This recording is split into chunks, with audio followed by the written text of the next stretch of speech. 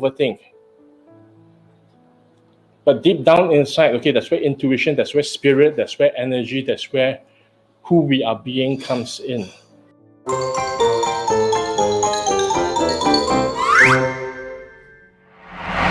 Tonight's hot topic is, how do you have a healthy sex life? And I'm just thinking that this is becoming or starting to sound more and more like a relationship sex session. In any case, good to see all of you here this evening. Good evening. Mintu. Vanessa, hi, good evening, everybody. Okay, and for the benefit of those of you who've not met me before, I'm Douglas kampungkid, and I'm an entrepreneur. And this evening, I'm going to look at the first question, which is how to have a healthy sex life. I know where you guys are going with this, and I am not going to go there. So I actually thought a little bit more about how I'm going to answer this question, and I wrote some notes. I wrote some notes, and I'm going to. Okay, so I'm going to start by talking about the definition of sex. And I want to make it different, okay, between sex and love. Okay, very often we talk about sex, we talk about love, and very often we put the two together, that sex is love and love is sex. But are love and sex the same thing? Okay, so that's the question that I will ask first. Is love and sex the same thing? Because can you have love without sex? You can. Can you have sex without love? You can. Can you have sex and love? You can. So love and sex to me are not the same thing, and I want to distinguish that because for the first question, I'm going to talk about sex and not love. Okay, and I'm going to talk about how to have a healthy sex life that may or may not include love, okay, but definitely about sex. Okay, so what is sex? So to me, if I look at sex, if I define sex, it is an intimate act between two or more people. Okay, and I might say things that might surprise some of you later on. Okay, but so sex is an act of intimacy. Okay, it's being intimate with two or more people. That's definition of sex in this question for me. So how do you, if that's the definition of sex, how do you have a healthy sex life? Okay, how do you have an intimate relationship with two or more people? How do you indulge in an act of intimacy with two or more people in a healthy way? Number one is to have respect. Okay, number one is to have respect for yourself, respect for the other person, and the other person as a person. Okay, it just happens that this person is someone that you are doing this act of intimacy with. And regardless of whatever gender, I have no judgment. Okay, whatever gender the other person is, okay, male, female, doesn't matter. Okay, it is another person. Okay, if it's more than one person, it also doesn't matter. Male, female, male, female. It doesn't matter whatever that combination is. It is the act of intimacy. Whatever the thing is, have respect for yourself, have respect for the other person. That's number one. Number two, make sure, okay, take care of your well-being in 4 areas. Okay, the first area is your emotional well-being. Okay, that you need to be emotionally stable. Okay, that you don't go into mood swings, don't go into extremes. Okay, so emotional stability. Number 2, mental stability. Know what you are doing. Don't go crazy. Number 3, physical well-being. Okay, you want to have sex, you need to have the energy to have sex. Okay. 4, spiritual well-being. Know why you are having sex. What's the meaning? What is the meaning that you're attaching to that sexual act? Okay, what is it fulfilling for you? Okay, so that is the well-being part. Okay, so number 1 is respect. Number 2 is well-being. You need to take care of these 4 areas of well-being. Okay, emotional, mental, physical, spiritual. The next thing is be very, very clear. Clear about what? Clear about what you want. Okay, clear about what you want, clear about what you need. They are not the same thing. Sometimes we need things, but we don't want them. Sometimes we want things, but we don't need them. Okay, you need to be clear about both. What is it that you want that you're getting out of this act of sex? You need to be clear about the rules. Okay, if we are going to do this, okay, and why rules? Because the thing I want to also say about sex is think about sex like a game. Okay, it's like any other game that we will play. Okay, your relationship game, your business game, your career game, a game. Okay, a game has got rules. So what are the rules that you have about this sex? Okay, be clear. What are your limits? What is okay? What is not okay? You need to know what the limits are, where you draw the line. What are some fetishes that you might have or fantasies? But before we look at fetishes and fantasies, okay, things that are special to you, okay, that turn you on, that drive you nuts, that give you a tremendous amount of pleasure. Okay, so I want to talk about being very clear as well about what gives you pleasure. Okay, you need to know what gives you pleasure. Because if you don't know what gives you pleasure, you will not know what to ask for, and your partner or partners will not know how to give it to you. Okay, so you need to know what gives you pleasure so that you can ask for it. Okay, very often I also realize that a lot of people are very passive in this acts of intimacy, in this acts of sex, thinking that the other person or people may know what to give to you. They don't. Okay, sometimes people complain, well, that was terrible sex. Okay, it's not terrible sex. Your partner or partners just didn't know what to give to you that gives you pleasure. So you need to be very, very clear about that.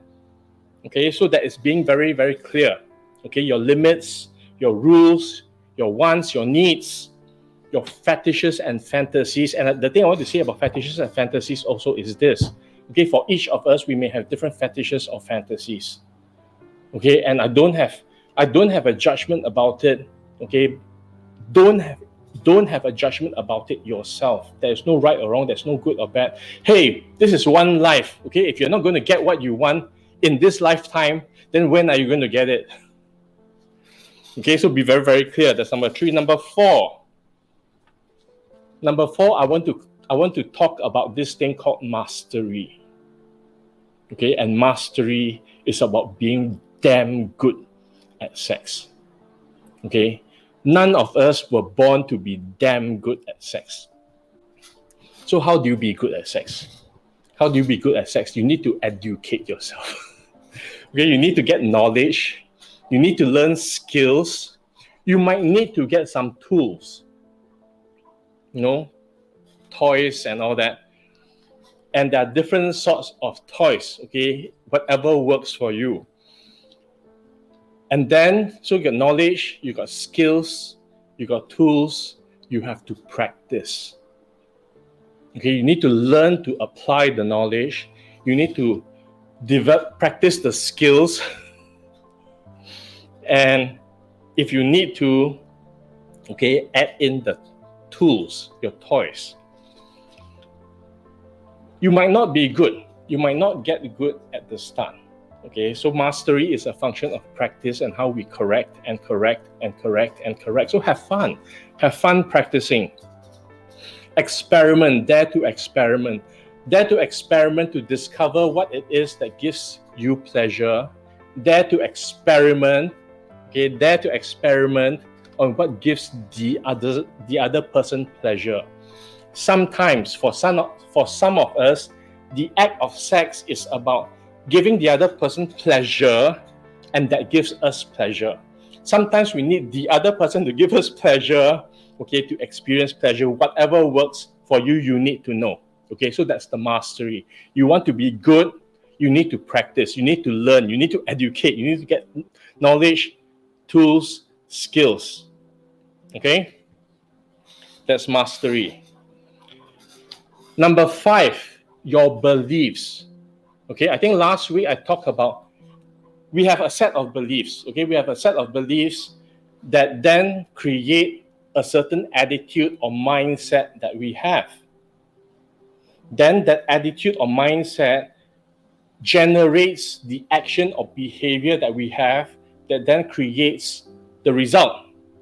Okay, so belief, attitude and mindset, action, behavior, result. Okay, refresher for those of you who didn't hear this before last week, and for those of you who did, it's a refresher.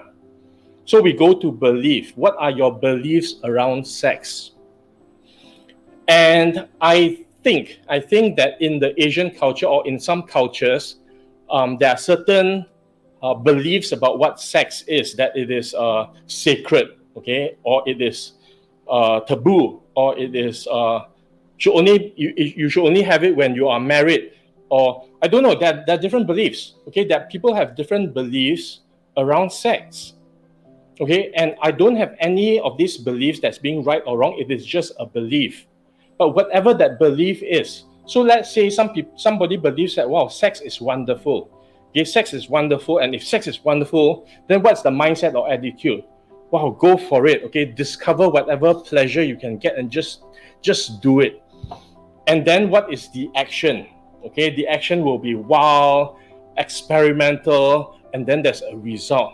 Okay, mind-blowing pleasure. Or somebody can believe that no, sex is cannot talk about it. I believe that sex should be reserved for marriage. Then what happens? Then the mindset and attitude is, oh, I cannot have sex unless I'm in a relationship. I cannot have sex unless I'm married. Okay, no sex before marriage. And then what's the action behavior? Before marriage, no sex. After marriage, start to learn how to have sex. Okay, and then the result also different. Okay, so what are your beliefs? Okay, what are your beliefs around this thing that's called sex? Because it's going to create the attitude and mindset, the action, and then the result. Then my question to you is this: whatever your belief is, what result do you want? Do you want to have mind-blowing, amazing, out of this world sex, or do you want to have type of sex? What do you need? Okay, what do you need to create the result? So the thing also is this, okay, whatever the beliefs are, so beliefs are not permanent.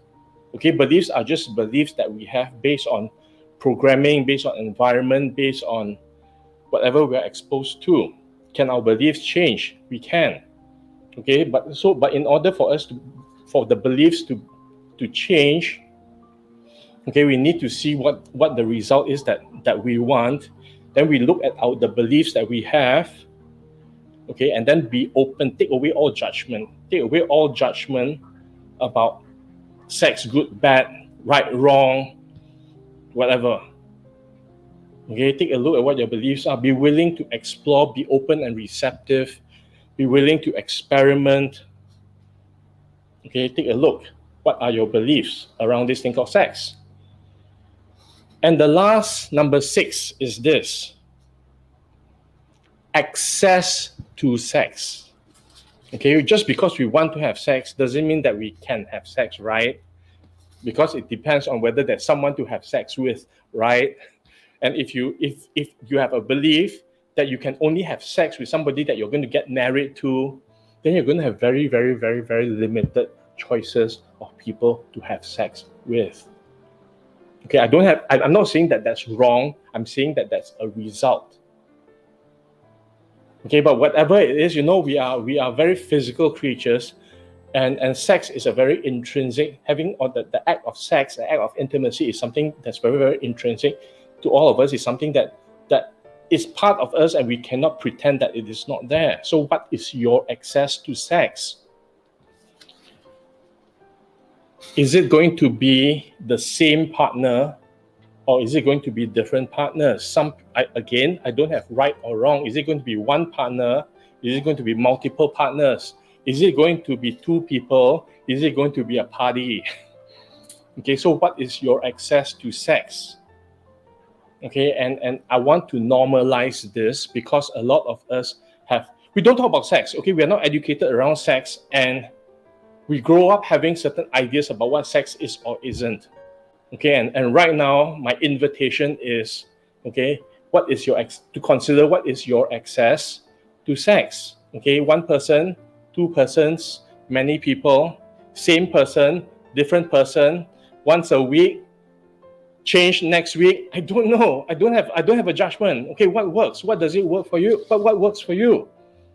Okay, is it going to be then these partners that you're going to have one at a time, monogamous, okay, or many at a time, polyamorous? Okay, is it going to be friends with benefit? Okay, is it going to be someone who's a friend that you also have acts of intimacy with? Or is it going to be one night stand?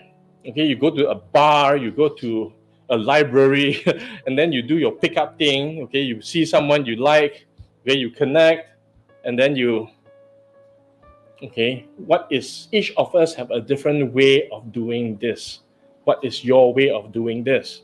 Okay, again, remove all judgment.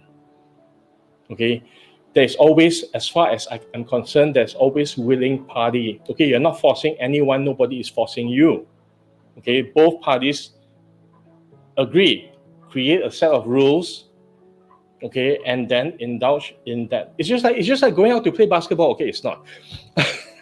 But you guys know what I'm talking about, right? If you take away all the judgment, okay, it is just another activity to have with someone or a group of other people, someone else or a group of other people.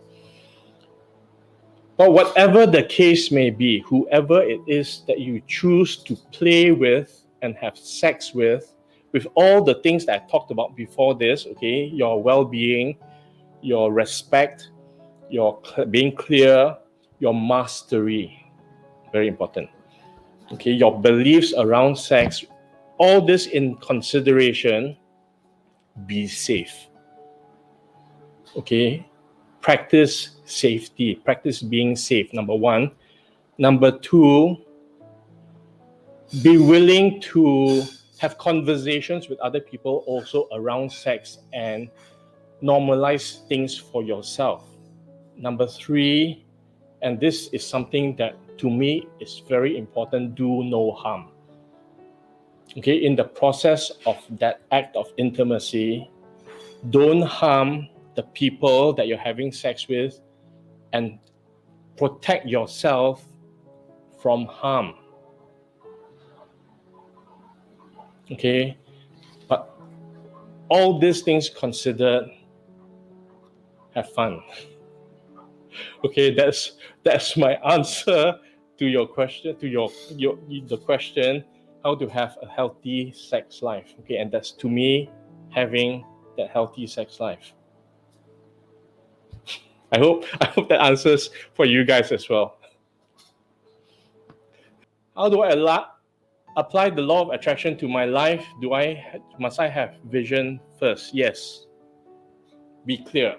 Okay, so earlier I talked about you need to be clear about what you want and what you need. Okay, so the law of attraction is also like that. Okay, the law of attraction is a fancy name that we give, okay, to a scientific phenomenon that's called RAS. And I suddenly blank out I forget what RAS, reticular articulation system. reticular articulation system. Sorry, reticular activation system. Okay, my mind is still unsexed. Okay, reticular activation system. Okay, that means when we see something, okay, we get activated and then we start to notice more of it. Okay, and how that works? How that works is like this. Okay, I might have talked about this before. Okay, you want to buy a car. Okay, you buy a car. You think about the car that you want to buy. It is a red SUV. Okay, you think, wow, my red SUV is going to be the most special car because it's my car. It's red. It's an SUV. Okay, you buy the car, the red amazing SUV, you get into the car, you drive it onto the road, suddenly you see other red SUVs. Okay, then you think, how come everybody is buying the same car? They are not. It's just that you never noticed them before because it was not in your mind. Okay, that's the first instance of how this works. Then we go deeper.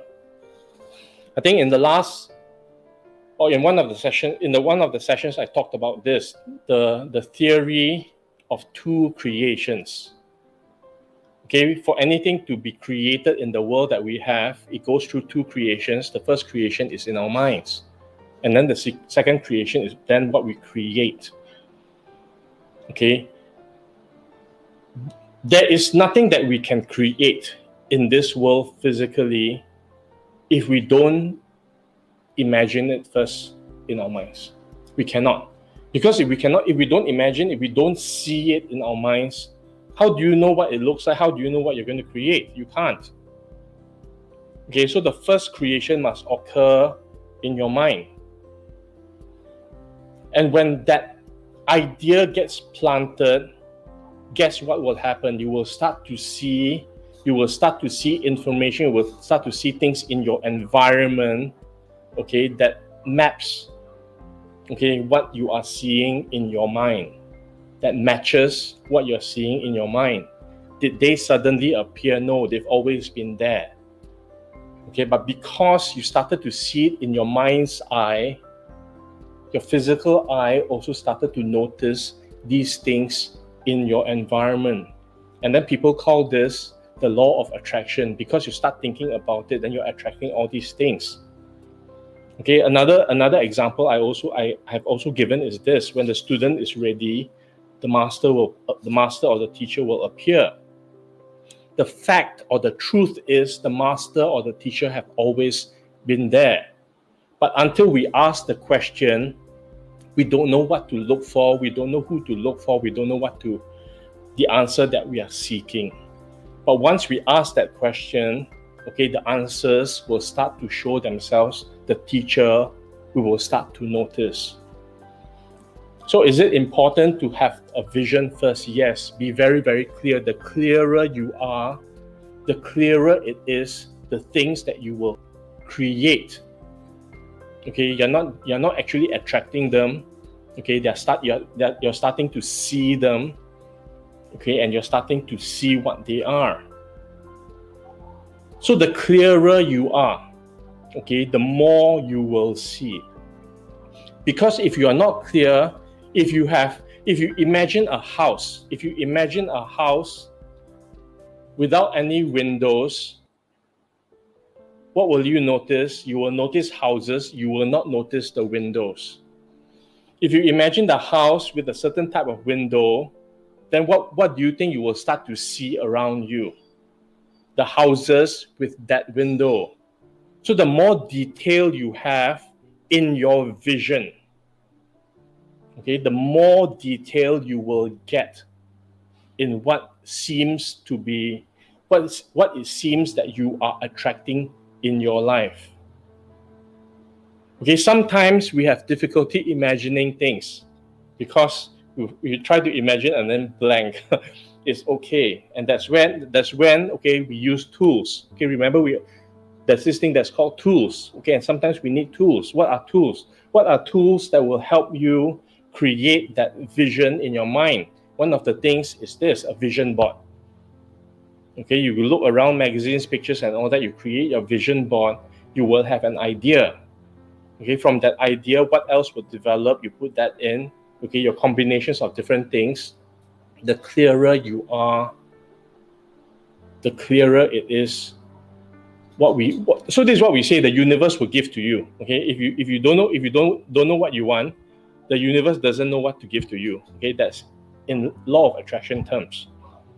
But in scientific terms, really, it is just us being clear and then starting to notice what it is that's in our environment, what it is that we want, and then generating or creating it. Okay?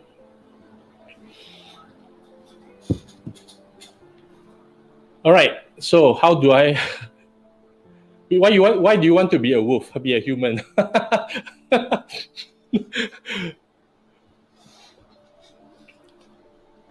Be a human, don't be a wolf.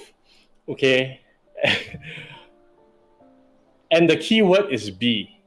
Okay, and so here's the other thing that some of you may have seen this before. Okay, the three words be, do, and have. Okay, be is who we are being, and from who we are being, then we will do, okay, action, and then we will create. So you see the similarity with this be, do, and have with belief, action, belief, mindset, action. Okay, belief, mindset, attitude, action, behavior, results. So it's the same framework. Okay, so be, who are you being? Okay, who are you being that is internal? How do you create who you are being? How do you create that? You choose to be the person that you want to be. Because if you don't choose to be the person that you want to be, then who is choosing for you? So if you want to be a person with a warm heart, then be the person with a warm heart, and everything else will follow. Then if you are the person with a warm heart, then your action and behaviors will demonstrate your warm heart, and then you will create results that come from that action of having a warm heart, right? So you choose who do you want to be, and there's a choice that each of us have in designing who we are. Okay, who we are in this lifetime. Be a human, whatever that human looks like. Again, I don't have right or wrong, I don't have good or bad. Whatever form of human that you want to be that works for you. Okay, and then you will create the do part, and then the have part. Okay, and this also is the other thing that I want to talk about. Okay, when who you are being, what you are doing, and what you are creating is aligned. Okay, this is what I call being in integrity. That what you are doing, who you are being, what you are doing, and then you will create. Okay, all in alignment. Sometimes who we are being, and then the things that we need to do in our life may not be the things that we actually want to do, but we need to do because of environment, because of whatever it is. Okay, if we are honest people, we're honest people, and sometimes in the environment, we need to do dishonest things.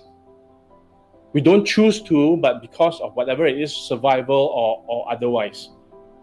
Okay, we're forced to do things which are not in alignment with who we are being. I'm honest, but there are things I don't like, sometimes I need to do. Then it creates an outcome. Okay, when that happens, do you feel comfortable or uncomfortable? Okay, for most of us, it's very, very uncomfortable because what we are doing and who we are being is not in alignment. Okay, and then we feel not right. Okay, this is what I describe as out of integrity. Okay, and humans desire to be in integrity. Okay, so start to notice when that happens to you. I know this is veering off a little bit about the wolf with warm heart, be human. Okay, so notice when that happens, when that happens, when you feel this uncomfortable feeling that you're doing something that you don't really like, it is because of this. Okay, now each of us each of us have our own integrity, okay, who we are being, what we do, and what we create. And that's all we need to be bothered about, that we ourselves are in integrity. It doesn't matter what other people are doing, whether other people are in integrity or not. Okay, the most important thing first is that we need ourselves to be in integrity, and then energy will flow. Okay, when things are in alignment, energy will flow. But when things are out of alignment, there's a lot of blockages, and then you experience struggle, obstacles, and all the other things. Okay, so all these obstacles, challenges, struggles, okay, it's also the universe giving us feedback that something is not right, something is not working. Okay, that we need to get back into integrity. Okay, so integrity, there's no right or wrong integrity. It's just whether we are in integrity or out of integrity. And you know for yourself what your integrity is. Okay, don't worry about other people. Okay, so back to Wolf with Warm Heart. Okay, choose. It's a choice. It's a choice. It's always a choice. Okay, and don't be a wolf with warm heart, be human with warm heart. Okay.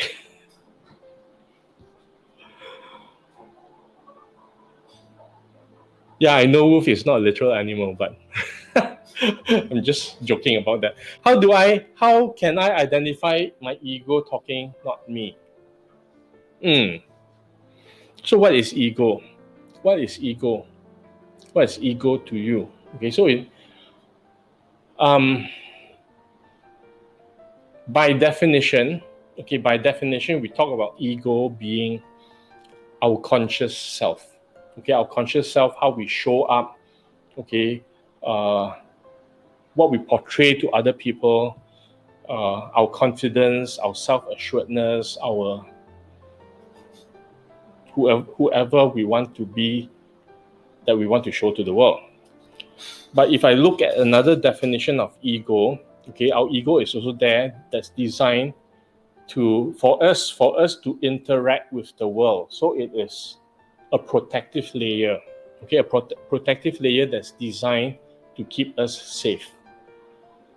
Okay, and how does the ego keep us safe? Okay, the ego needs to be correct. Okay, the ego needs to be strong. The ego needs to be protective.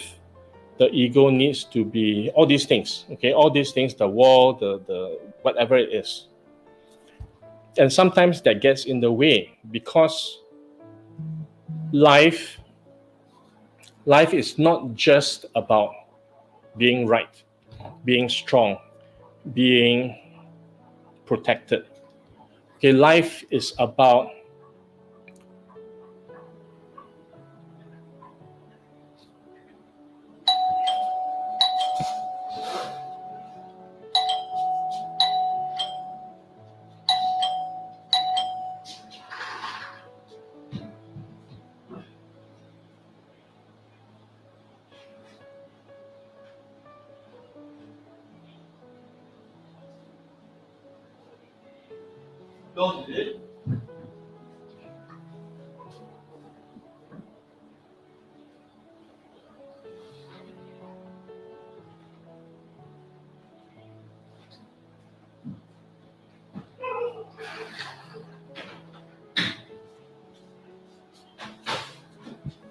okay, so where was I? Yeah, okay, so ego is all that, but life is not just about one part.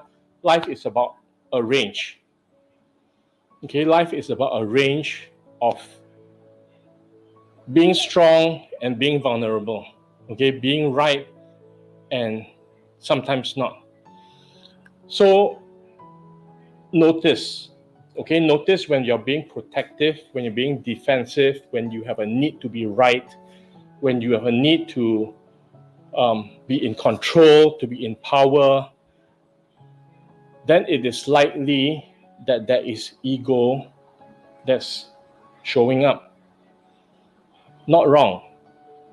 Okay, it is not wrong, but there is a consequence.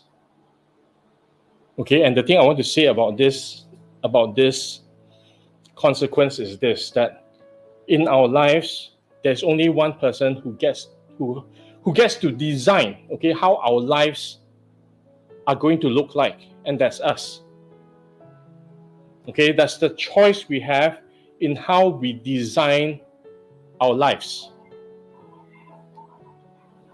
You can design your life any way you want, because it is your life. And if you're not designing your life, then somebody else is. Then who's designing your life? And if somebody else is designing your life for you, then whose life are you living? Okay, and the thing is this: we have people who care about us, okay, who tell us how we should live or what we should be doing and all that. So who's designing your life? Okay, so the thing is this: you can design your life in whatever way you want. Okay, but you've got to design your life, because otherwise, either you are living life randomly or somebody else is designing your life for you. But whatever it is that you're designing your life, however it is that you're designing your life, hurt or harm nobody else. However it is, whatever it is that whoever it is that you're being, you're doing something and creating an outcome, there is a consequence. Okay, there's a consequence. However you design your life, there's a result that you create. It doesn't matter. You just need to know there's a consequence. No right or wrong, there's a consequence, but don't hurt or harm anyone in the process, including yourself. Okay, then when we bring the ego back into this, our ego wants to protect us from a lot of things. Okay, from being wrong, from being hurt, from being whatever it is, and then it limits us. Okay, it limits us to a certain reality box. Okay, so start to notice that need to be right, to be protected, to be not wrong, but it excludes other things in your life. Okay, so ego needs to be right, ego needs to be protected, ego needs to not be harmed, ego doesn't want to be vulnerable. Notice and then choose. It takes practice. It takes practice noticing. Okay.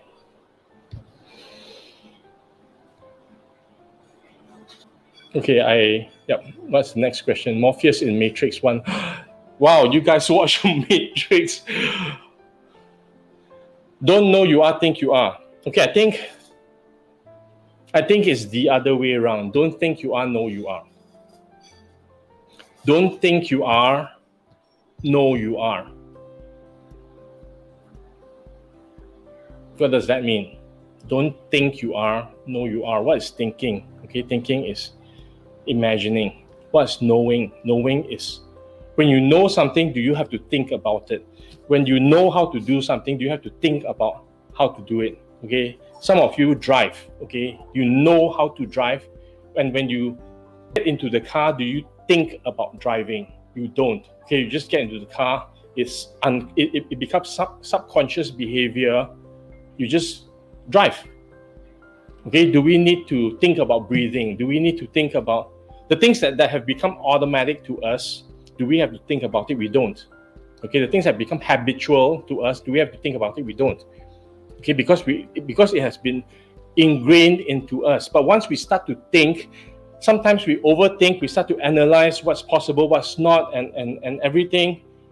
And then we set limits for ourselves about what's possible and what's not. We overthink, okay, we can't do this, it shouldn't be this way. Okay, we overthink.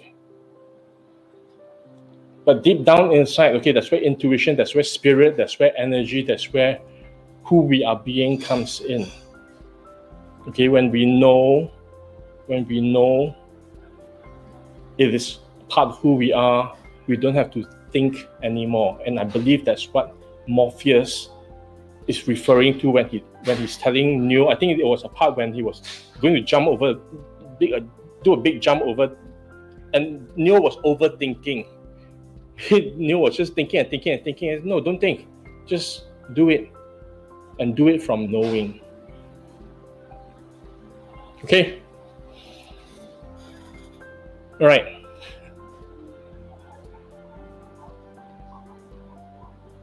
Buying insurance is a good form of investment. I drink water first.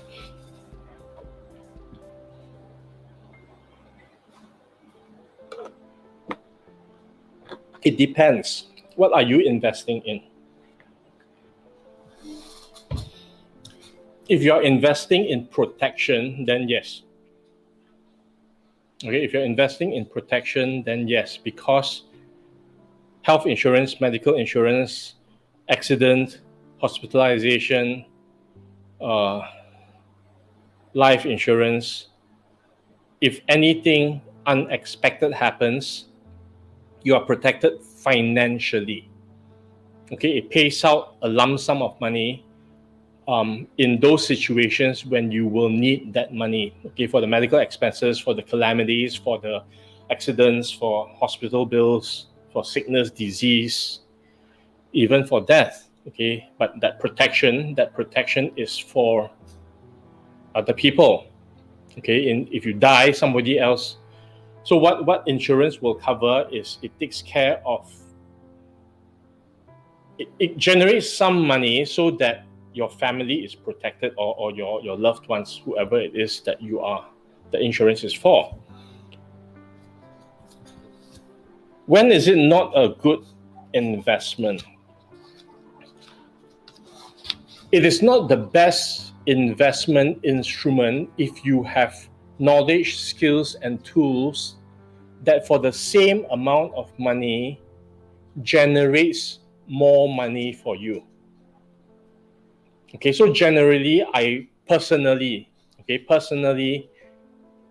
I don't like investment related insurance. Why? Because very often the returns that it generates per dollar that I put in is not as high if I take that same dollar and put it into another investment. Okay, but that's because I know of other investment instruments that give me higher returns than insurance. Okay, but if you don't and you don't want to be bothered about learning about other investment instruments, and you just want to have that part taken care of, long-term savings and all that, and look at something else, then for those people, it is a safer investment. Okay, it's a safer investment compared to if you don't have the knowledge to put into other investment instruments, then other investments become high risk. Okay, and you might lose money. Okay, then for those people, insurance is a good option to protect your money, to protect yourself. It's double-edged in that sense. Okay, but the thing is, it does not generate the same high returns. And number two, you have people managing the money, okay, and they need to get paid. So some of the returns is channeled out, okay, to pay the people who are managing all this. Okay, so it's a double-edged sword. Okay, it works both ways. I will encourage everyone to learn about other investment instruments so that you have choice. Then you can choose whether you want to put money into insurance or not. And if you for the same amount of money you can get something better, get better returns, then do that. Make money work for you. Okay, and the thing is this. Okay, if you're going to be for a lot of people, there's going to be a part of their lives where they're going to be working for money. Okay, that's the thing. Okay, unless you have a sugar daddy or sugar mommy who give you a lot of money, unless you have inheritance, unless you have I don't know, somebody who gives you a big sum of money that you can then invest, that generates money back for you, and most of us don't. Okay, we will need to spend some time working for money, whether we are doing a business, whether we are working for other people. Okay, and then so that's time for money, and then you take the money, put it into an investment instrument, and that makes money for you. And you want to move as much as possible so that this investment instrument, this income generating engine, eventually will give you a lot of money, enough to replace whatever job it is that you're doing to get money. Okay, so that's the thing. For me personally, I don't buy investment related insurance. I buy term insurance. Okay, I buy term insurance because for the same dollar, it gives me a lot more protection. Okay, for the same amount of premium that I pay, it gives me a lot more protection because there isn't any money that's channeled into investment or that goes to paying other people to manage my money. Okay, then I have separate money that is put aside for investment, and then that gives me the returns. So I have protection. So insurance to me is about protection, and to get as much protection as possible. And then another part of money that goes into investments that gives me returns. Okay, so is it good? It depends. It depends on, you need to look at your entire portfolio. Okay, and how you're building your income engine. What does that look like? And then where does insurance play a part? And what else do you need to learn to do something different? Okay? When to use simple and complicated words in leadership. Don't use complicated. Don't use complicated, because complicated, what's the point of complicated? I always like simple, okay? And simple is the hardest thing to do, okay? The value, okay, I'll put it this way. The value that we have in our communication is to communicate very, very complex and complicated concepts in simple language, to make it as simple as possible so that other people can understand.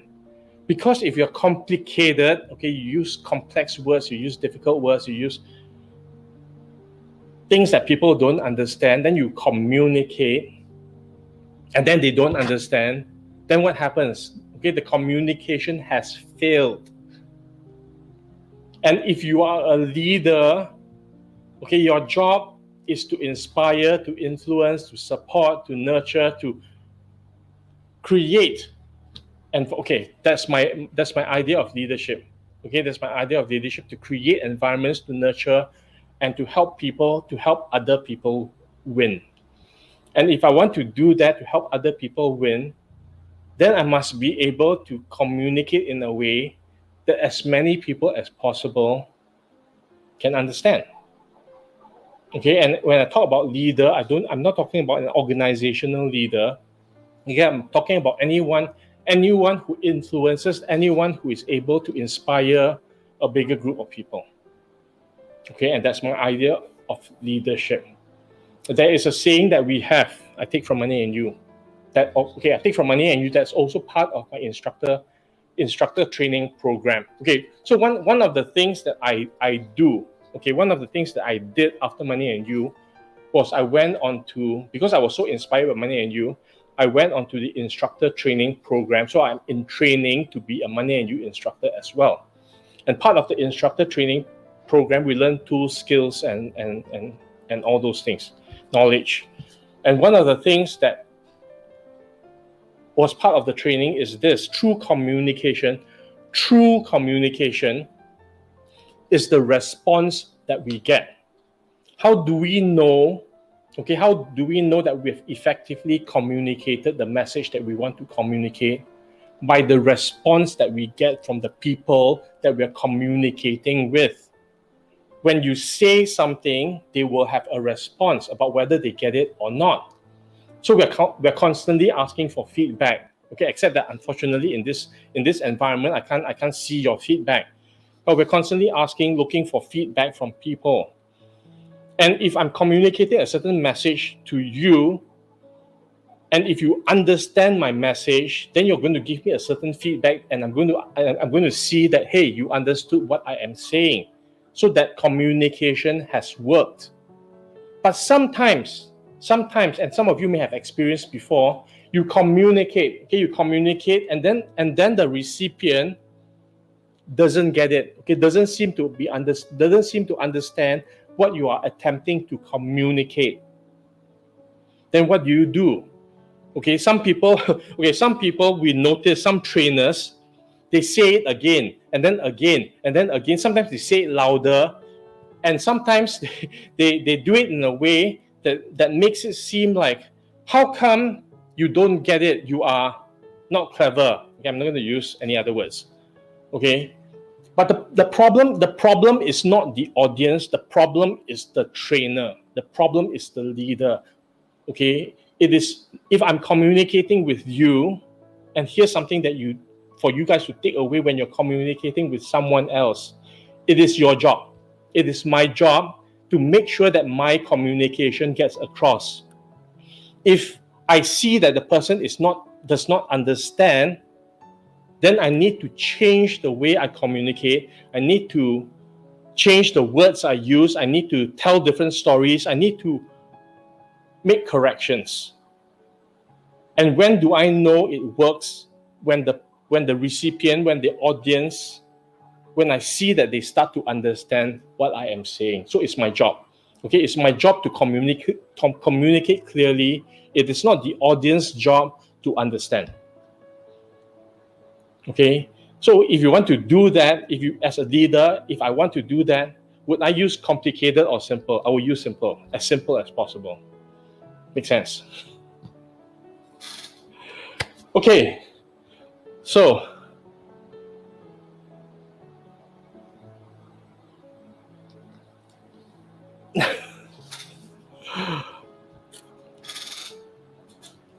how are masculinity and femininity different?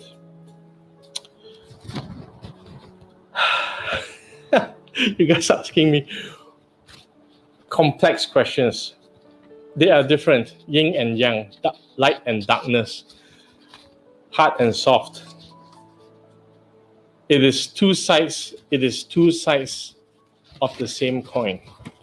And there are, I think, without going into definitions of feminine and masculine, I believe that we all know to some extent the softness of the feminine, the female energy, and then the hardness of the male energy, and both are needed. So how do you know when to use either or? What is the outcome that you want to create? So there is no one size fits all. There's no one way to do it. It is always situational. Sometimes, okay, so in simple terms, I'm just going to use feminine energy as more fluid, okay, and masculine energy as harder, okay. And I don't have to be right about this. Okay, it's just very, very generic, big picture terms. So what do you need? Okay, or you could have different definitions as well about feminine and masculine energy. So when do you use either or both? It depends on what you need. Sometimes you have a wall, you hit with hard brute force, it doesn't work. Sometimes you have the wall, you need to have flexibility and fluidity and flow around the wall. Okay, so you decide based on what you need. Sometimes you have fluidity, okay, no form, and you need form to hold the fluidity, okay, the softness. Okay, then you use that, because if you use another soft thing, okay, it might not have the force or strength to keep the shape or to keep the form. So it depends. It depends on what you need, what's the outcome that you need, and then you provide that.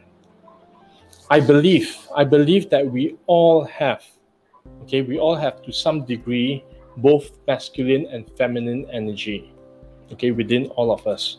However, the environment has shaped us and given us roles as well. So we tend to have developed one aspect more than another. Okay, and how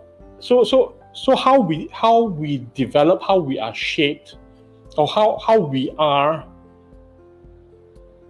is often a result of how we are shaped, what we learn, what schools. Okay, so it's the same thing: tools, skills, knowledge that we acquire as part of our training process.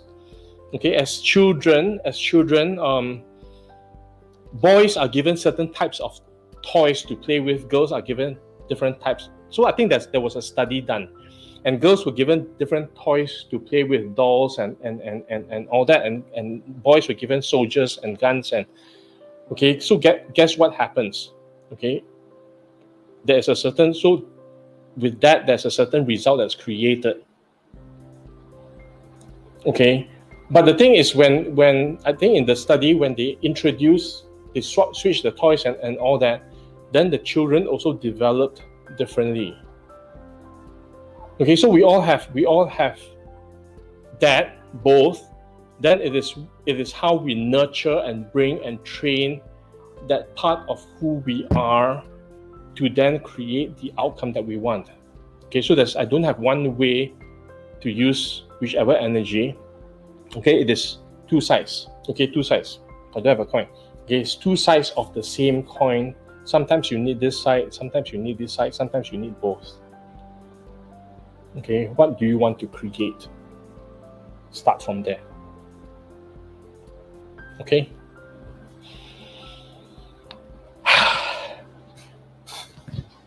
Okay, so we are coming to 8:30, and I hope that